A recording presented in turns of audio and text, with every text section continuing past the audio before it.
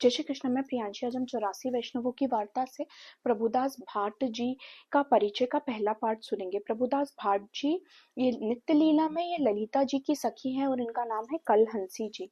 और ये प्रभुदास जलोटा जी यहाँ पर सिंहनंद में एक भाट के घर में प्रकट हुए। इनके पिता देशाधिपति के आगे चलते थे और उनके लिए बहुत ही अच्छी कविता करते थे और इनके घर में द्रव्य का कोई संकोच नहीं था। फिर जब प्रभुदास जी 10 वर्ष के हुए तब ये महामूर्ख हो गए और इनके पिता ने इन्हें पढ़ाने की बड़ी कोशिश करी पर वह सारे प्रयत्न उनके विफल गए। और जब ये 15 वर्ष के हुए तब इनके पिता की देह छूटी। फिर दिल्ली के जो देशाधिपति थे उन्होंने प्रभुदास जी को बुलाया और प्रभुदास जी से कहा कि कुछ कविता सुनाओ।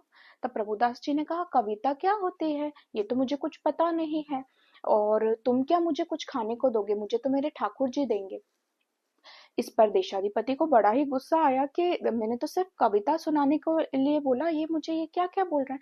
तब उन्होंने आज्ञा दी कि इसे यहाँ से बाहर निकाल दो। फिर उन्हें दिल्ली से बाहर निकाल दिया। फिर वे मथुरा में गए और विश्रांत घाट पर जाकर बड़ा रुदन करने लगे। और वहीं पर ये मन में विचार करने लगे, भगवान ने मुझे मूर्ख क्यों बनाया, मैं जहां जाता हूँ मेरी कोई आदर नहीं करता, मेरी कोई सराहना नहीं करता। फिर आपशी भी वहां पर विश्रांत घाट में मथुरा में पधारे।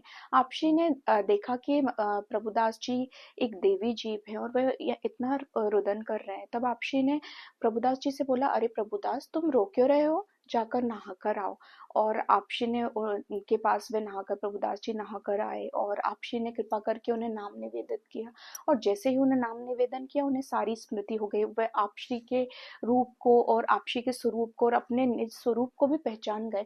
और उन्होंने आपशी से एक दोहा कहा जिसके पीछे का भाव ये था कि जब से मैं अपने नाथ से बिछड़ा मैंने अनेकों दुख संसार सागर के पाए। और जैसे ही आपशी महाप्रभु वल्लभाचार्य जी प्रकट हुए मुझे अपने निज स्वरूप का ज्ञान हो गया। इस पर आपशी बड़े ही प्रसन्न हुए। जय श्री कृष्ण। श्री वल्लभाधीश की जय।